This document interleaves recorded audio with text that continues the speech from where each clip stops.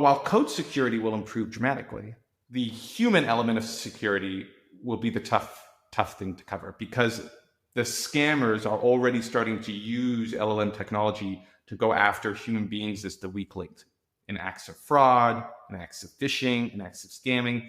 And there's nothing that we can do.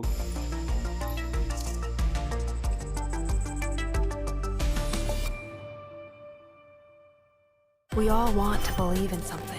In Chinese, belief also means trust. We want to trust our systems and each other so we can build a future beyond what we know.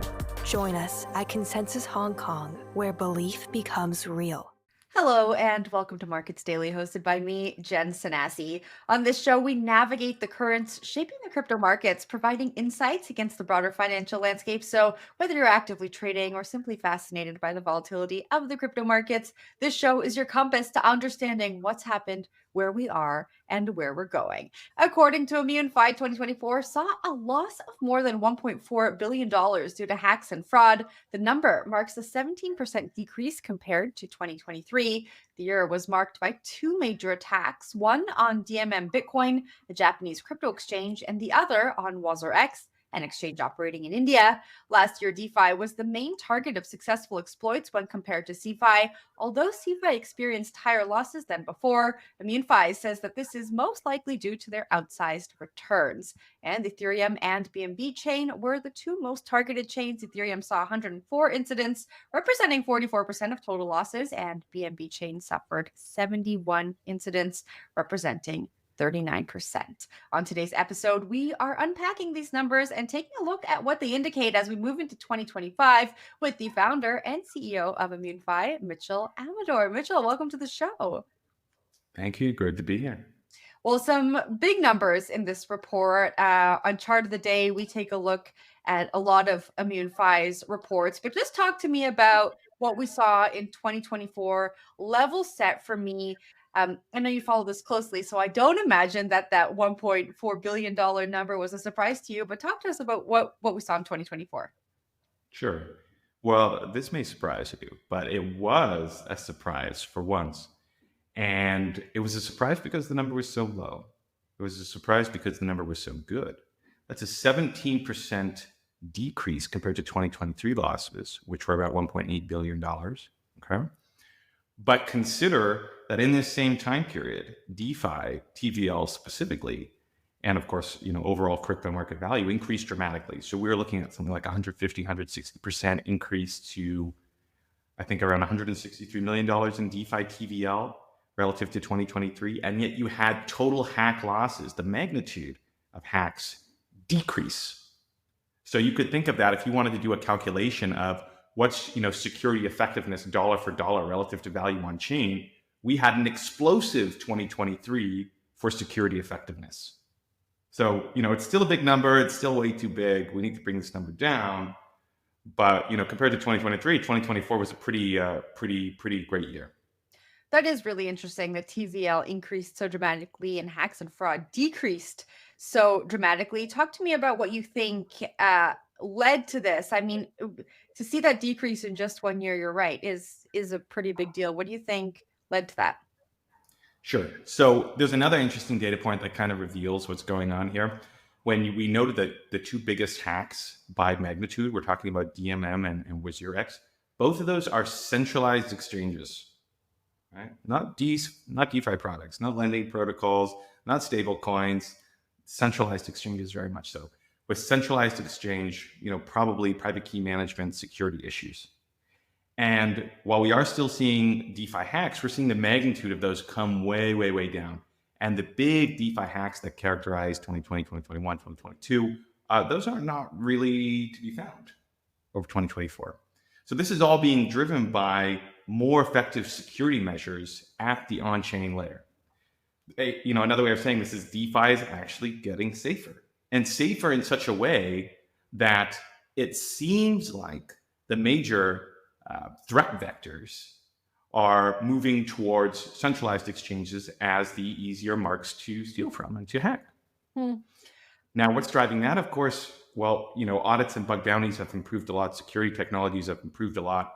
But all things together, it's just comprehensive code security as opposed to, say private key management issues, which are human security problems.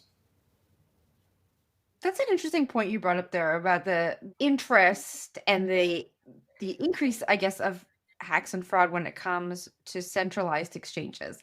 And I want to dig a little bit deeper there because we talk so much about mainstream adoption in this industry, and centralized exchanges have long been talked about as the entry point for folks who are curious. It's a little bit safer, it's maybe a little bit more regulated, it's easier to contact folks if you need help, if you want to contact customer support. But yet we're seeing an increase in hacks when it comes to centralized exchanges. Unpack that a little bit more for me and what you think that indicates when it comes to more mainstream adoption of crypto products. Sure. So there's a few ways to look at it. It's not like the centralized exchanges have been, sitting on their behinds, not doing anything. We've really seen the standards for security increase dramatically. You see things like proof of reserves, which got a major kick last year, and the kind of increasing transparency of exchanges, and the further investment into security programs by various exchanges. Like, we know that they're improving there very markedly, very significantly. But by virtue of being centralized, you can't, and the need, right, if you're running a centralized exchange, to keep a very amply supplied hot wallet, you cannot get around the fact that you have private key management issues.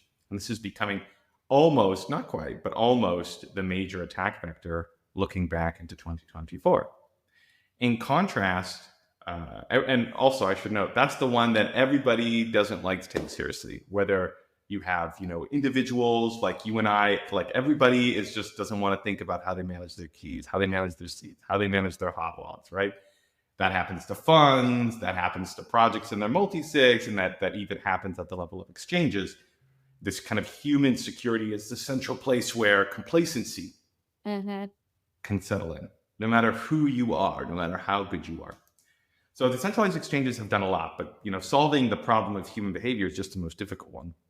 And this hides a little bit the fact that while things have really improved there, right? It's not like the centralized exchanges have not improved. Like, if we want to look at the kind of level of security per dollar on a centralized exchange, right? Those numbers have increased dramatically over the last year as well, with the increase of value in Bitcoin, Ethereum, and a variety of other assets. So they could also say quantitatively that security across centralized exchange and CeFi solutions is getting comprehensively better as measured by hack impact, right? The challenge is, it's just DeFi has blown them out of the water with the security developments and the protection developments in terms of on-chain code. We're talking, several 100% better when we're looking at the amount hacked per year relative to TVL. That the comparison doesn't look as nice. But in reality, everybody's getting better, and everybody's getting better at a pretty fast clip relative to the growth and the value of assets. So it's just the comparison, right, that makes the centralized exchanges look like they're falling further behind. But everybody's way ahead of where they were in 2023 when losses were considerably grander. I want to talk a little bit about what that means for 2025 in just a second. But when we can on this show, I do like to remind our audience how to be safe, how to maneuver in the crypto ecosystem, I guess, in the safest way possible. And we bring up private keys and just, keeping things safe. Talk to me about some tips people should keep in mind if they're just getting into crypto when it comes to private keys and seed phrases. Sure. Okay. High level, first thing you should do is think about it. The thing nobody really wants to do is think about the scary outcome and how everything could go wrong. Everybody's looking for the 10 of the 100x. But, all prosperity starts with a simple foundation, a secure foundation, a firm foundation. And in the context of crypto, that means thinking about your private key setup and doing a little research to understand that. Now, you're going to want to start with some kind of cold wallet. Okay, this is going to be where you're going to store most of your funds. And then you're going to want to split up your infrastructure, basically. A cold wallet where you're going to put the majority of your valuable assets. Seed phrase should never touch the internet. That means don't put it on Google Drive. That means don't put it on Dropbox. It means don't send it by email. It means don't take a picture of your phone connected to iCloud or whatever. Stays off the internet. Put it in a safe or something and walk away, checking it every once in a while. And then you're going to want a hot wallet. And a hot wallet is where you're going to be doing, the regular transactions you might have if you're settling up bills with friends. That's where you're going to do it. if you're, paying people for stuff on chain, it's where you're going to do it. And then I would say also have a risk on wallet. Okay. So if you've got a real speculative fever, if you've got you just want to gamble, you just want to go all in, right? Well, then you have a special wallet, okay, that is dedicated to that activity, so that, if you're interacting with problematic contracts, or if you're, getting exposed to places where you maybe shouldn't be acting, not the safest environment, it never touches your hot wallet, right? Which is what we're using for convenience on a regular basis. And none of that ever touches your cold wallet. And so all of your money stays safe at all times. So this relatively simple structure, okay, is what I would recommend for thinking about, just the very, very basics. And then once you have that, the next step, very simply, is to take another thing as that, the amount of on-chain activity you do. Well, how should your security posture and your security infrastructure be changing? There's a bunch of great solutions on the market. They're all just waiting for you to contact them so that they can help you level up your security. But you just got to show an interest, right? And put up your hand and say, hey, I'm ready to do more. I'm ready to be safer. And they'll carry you the rest of the way. I always think it's a great reminder, because we take a look at reports like this, and there are big companies who people trust. You put a lot of trust in big companies who are falling victim to hacks. There are thought leaders, there are OGs, there are people who have been in the space for 10 years who still sometimes fall victim to some of these things. So thank you for that reminder. I think it's great. And I don't think that anyone is too experienced to hear it. Nobody. We all do our checks. Even I do my checks, right? It's just part of this game. Well, tell me a little bit more. I just would love to hear a little bit more about your personal story. Why are you so passionate about making the space more secure? Why is security kind of what drives you through your crypto experience? Sure. Well, I think for me, it was very much an instrumental question. I think crypto has a lot to offer the world. Growing up, let's say poor, or lacking certain opportunities, lacking connections, how are you going to break into the system, so to speak, and make a life for yourself, make a life for your future family? It wasn't obvious to me. I was lucky I interacted with crypto, and this idea of kind of permissionless open access to all these tools was a pretty phenomenal game changer. It was a game changer for my economic life, for my future, for the future for my family. And it was a game changer in terms of, the wealth I could build and all the ways I could enjoy my life. And it simplified my life dramatically, right? So the classic example is, if you ever try to buy a financial product in most of these Western countries, and those are the ones with generally the best financial infrastructure available to most citizens, it's the biggest pain in the ass, right? And even then you're restricted from the vast majority of financial products. They don't make sense. They're sold in suspicious ways. Crypto has the promise, to which we're still in the process of delivering. Right? We've hardly done it all, but it has the promise of offering a kind of globally competitive financial products that simplify how we deal with wealth. Okay. And in an era where everybody, it's just part of our civilization where we're expected to manage our own wealth, which is very, very complicated, right? This kind of competitiveness, open market competitiveness that forces and drives the best possible products, the simplest possible products, the most competitive possible products to consumers is a real advantage to most normal people. I think it's already proving that way with something like Bitcoin, which is an asset almost nobody, except for, very, very powerful and elite people in historical times, could afford such a kind of a safe haven asset. So you get vast amounts of gold, for example, or similar things. Bitcoin is available to everybody and allows everybody to protect their wealth. I mean, this is pretty phenomenal. We're starting to see that with Ethereum and DeFi as well. So this future of kind of giving everybody the best leg up to go and live their life and achieve what they want is what I signed up for, because I lacked it and I saw the importance of that. And that's also where the security element came in, because, the single greatest risk to the entire promise of our industry and this technology is code security, right? We cannot help that the body upon which the mind or the idea or the spirit of crypto depends is entirely code written by humans, for which there never was now buggy code. And if anything goes wrong there, then all your money can disappear. So that's pretty dangerous. Banks used to have the issue of, well, if you don't secure the vault, you're not going to be in business very long. And so that's the most important thing, right? Giant bank vaults, and banks are built like fortresses. They had complex security guards, and the financial institutions became enmeshed in the elites and the policing forces to make sure that wealth was protected. And in our case, that comes down to code security. Can we make sure that this code is safe under all conditions, under all circumstances? And if we can solve that problem, then we usher in an age of prosperity and openness, a kind of inclusivity and a welcoming to anybody in the world who wishes it, to the greatest potential tools for wealth creation and, by extension, creativity that you can imagine. And if we cannot solve the code security problem, then all of this comes to naught and becomes illegitimate, just depending on what timescale. And so crypto gave me a lot, and I figured I should return the favor by solving the most important problem. And that's why I do what I do.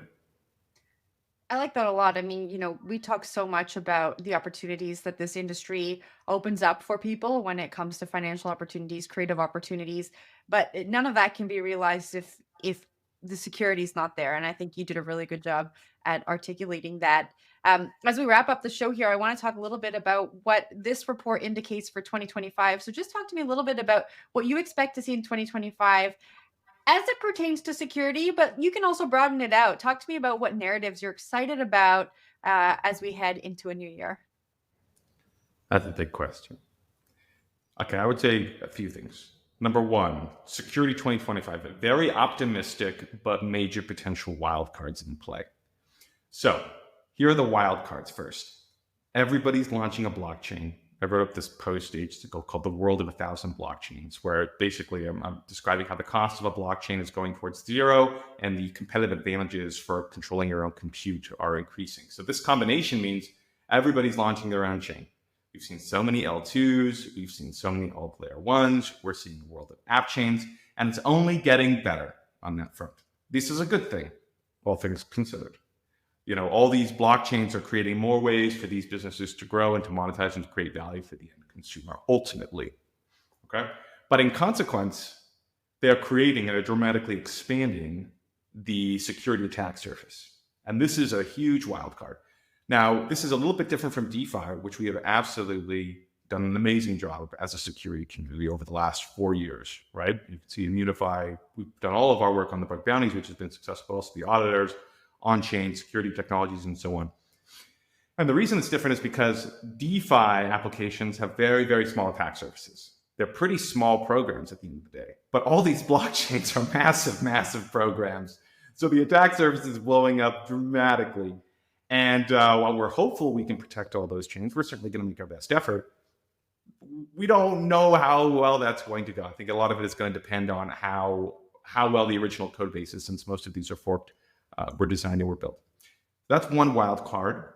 Now, on the flip side, why things are progressing, we've seen an unprecedented surge in security advancements in 2024, and I have every reason to expect that's going to continue in 2025.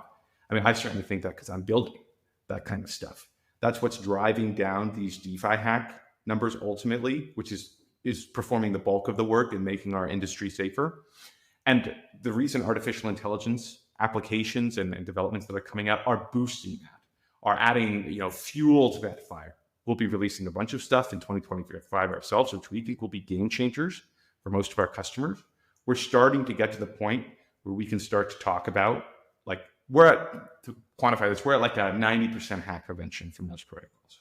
I think by the end of 2025, maybe early 2026, we're going to start being able to talk about 99% hack prevention, at least according to the raw technical developments for the most battle-hardened code bases. So that's super exciting. And the only there's one wrinkle that stands in between those two things. So big attack surface for 2025, bigger than ever, and greater security technology developments on the other side. And that is, we're going to start going across the stack. Because what we're seeing is we are winning the code security battles for on-chain code, like all these DeFi programs, all these DeFi dApps, and so on and so forth. But we're not necessarily winning the battle across the whole stack, like Web 2, like these private key secured. So going back to basics and finding new solutions for old problems is going to be the kind of the thing that, we could win it and kill it and maybe by the end of 2025, everybody's like, wow, crypto's so safe. It's safer than traditional finance. Or we could not do that at all. And maybe people are saying the opposite. So that's the other wild card that we're going to have to deal with. And, God willing, we'll all do that together and find a solution. By the end of 2025 seems like a really optimistic timeline to me, but I love it. If we could get there by the end of 2025, I would absolutely love that. The one thing I do want to follow up on that you said, though, well, I would just love to hear more about how you think AI's involvement now, well, I guess the convergence of AI and crypto, does that make the industry more secure, more safe, or does that present more security challenges that need to be solved? Unfortunately, the answer is both. So on one side, firms like ours are leveraging AI technologies to detect, one threat, detect one solution to a particular kind of threat, and then we can instantly broadcast it across our whole network. And we're servicing, 360, 370 customers, right? 370 protocols. And so our ability to instantly, take in this data and apply solutions across our whole customer base, like this is a pretty incredible superpower when it comes to security. We're beginning to do types of vulnerability analysis for our customers in real time that is making this even more effective, that we can start applying at different layers of the stack, right? So you can think of that, post, while something is on mainnet, can we spot a vulnerability there? And pre, can we find something in the auditing process? Can we find something in the development process? That is, these types of technologies, while very kind of under the hood, are what's going to drive that 90 to 99% growth. So that's phenomenal. But while code security will improve dramatically, the human element of security will be the tough thing to cover, because the scammers are already starting to use LLM technology to go after human beings as the weak link in acts of fraud, in acts of phishing, in acts of scamming. And there's nothing that we can do.